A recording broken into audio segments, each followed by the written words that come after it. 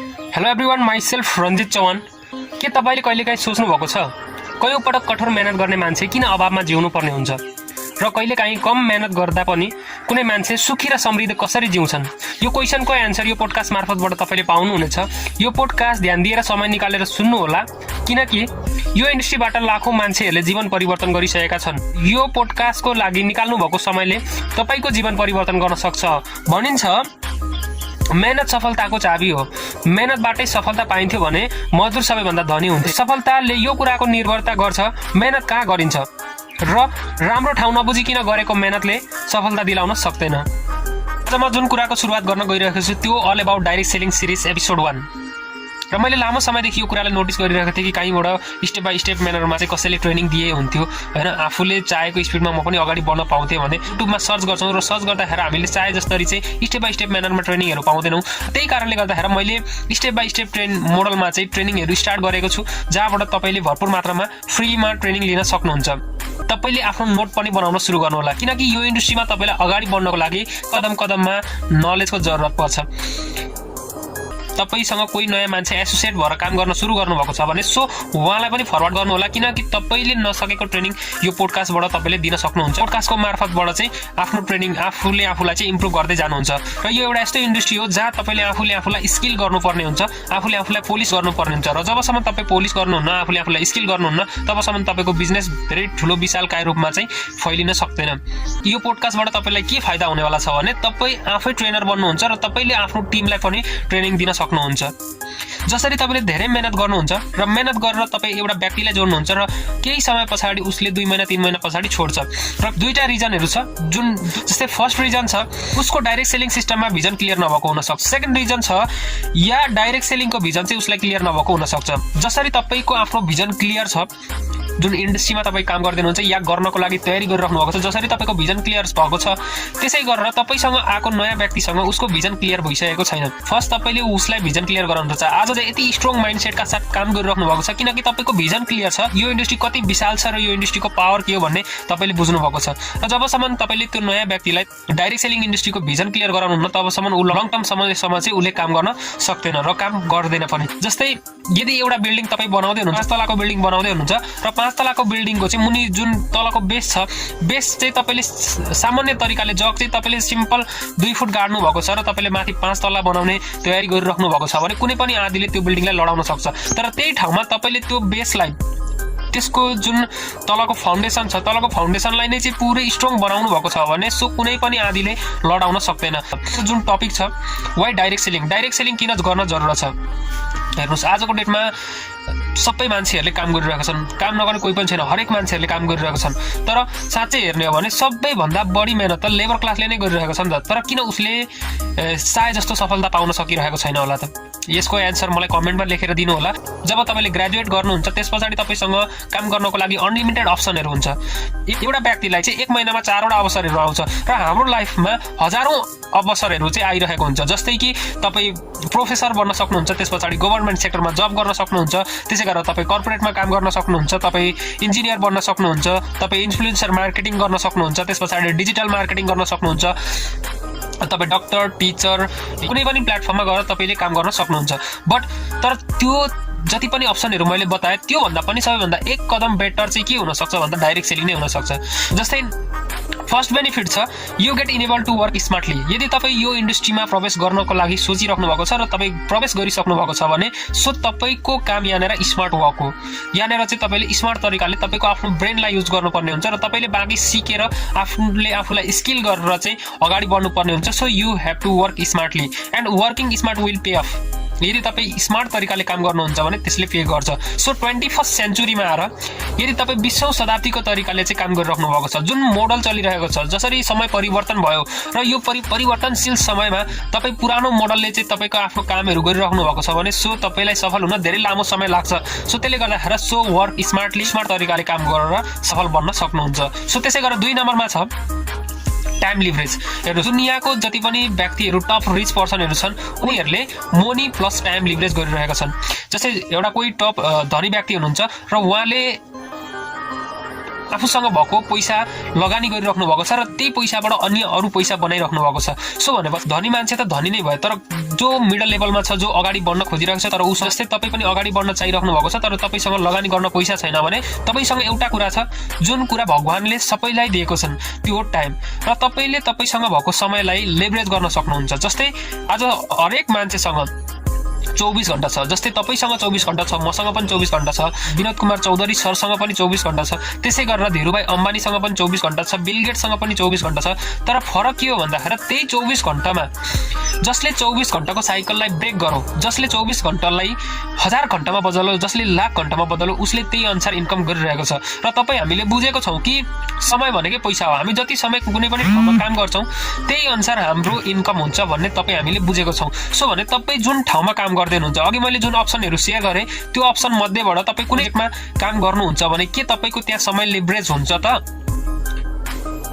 यदि लेभरेज हुँदैन भने यो प्लेटफर्मको थ्रुबाट तपाईँले आफूसँग भएको तपाईँसँग भएको 24 घण्टाको साइकललाई ब्रेक गर्न सक्नुहुन्छ र तपाईँले हजारौँ घण्टामा चाहिँ कन्भर्ट गर्न सक्नुहुन्छ। र जसरी तपाईँको आवर्स बढ्दै जान्छ त्यही अनुसार तपाईँको इन्कम पनि बढ्दै जान्छ।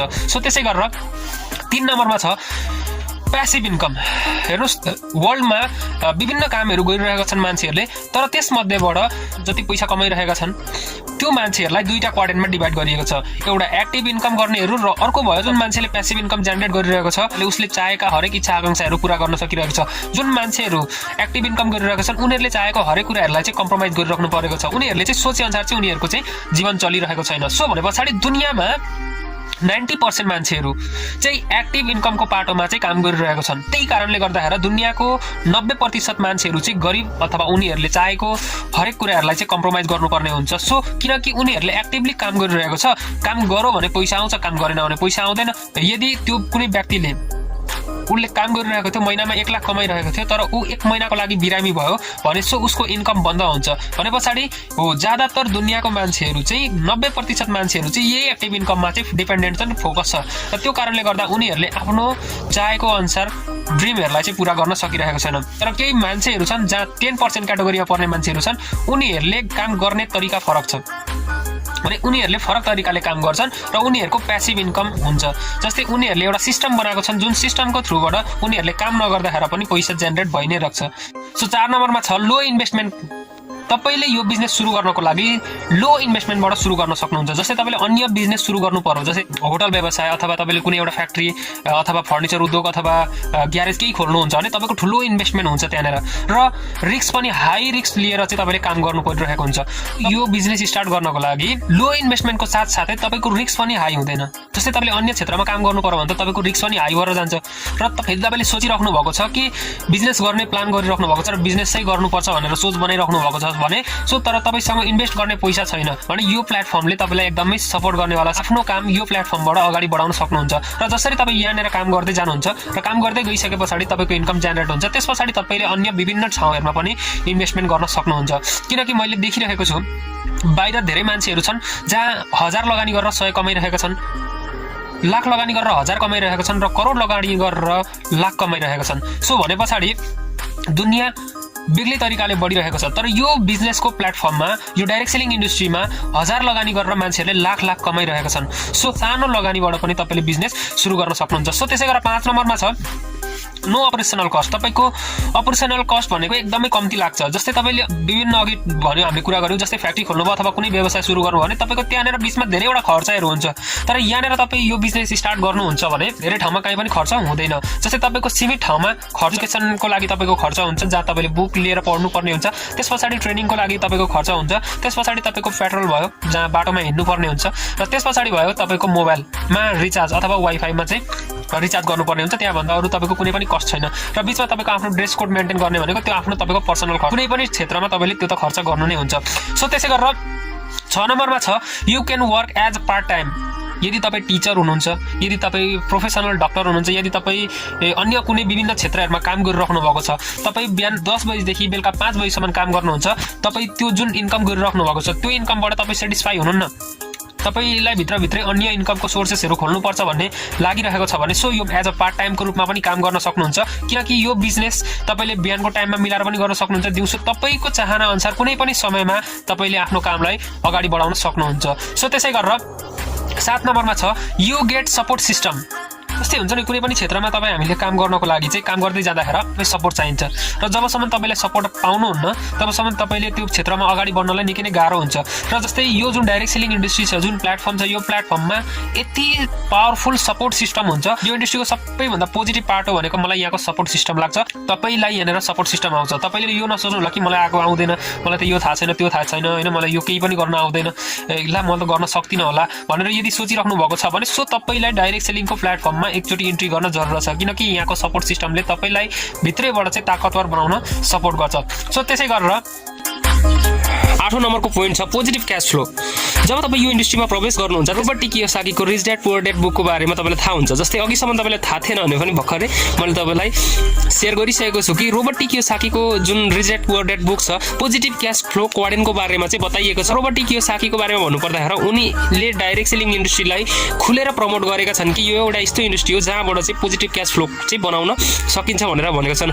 र उनी एक रियल इस्टेटको कोच पनि हुन्। रियल इस्टेटमा उनको ठुलो इन्भेस्टमेन्ट छ। वर्ल्डको सबैभन्दा ठुलो फाइनेन्सियल गुरु हुन् कि उनले हाम्रो जीवनमा पोजिटिभ क्यास फ्लो कसरी बनाउने भनेर त्यो बुकमा पनि आइडिया दिएका छन्। सो यदि तपाईँ परीक्षा दिँदै हुनुहुन्छ र तपाईँ 20 मार्क्स जम्मा त्यो परीक्षामा 20 मार्क्सको चाहिँ राखिएको छ र तपाईँले त्यहाँनिर 2 पन्ना लेख्नुभयो भने पनि तपाईँले पाउने पोइन्ट त्यति नै हो र तपाईँले त्यसको ठाउँमा 5 पन्ना लेख्नुभयो भने पनि तपाईँले पाउने त्यति नै हो र तपाईँले त्यसको ठाउँमा 10 पन्ना एन्सर लेख्नुभयो भने पनि तपाईँले पाउने पोइन्ट त त्यही 20 मार्क्स नै हो।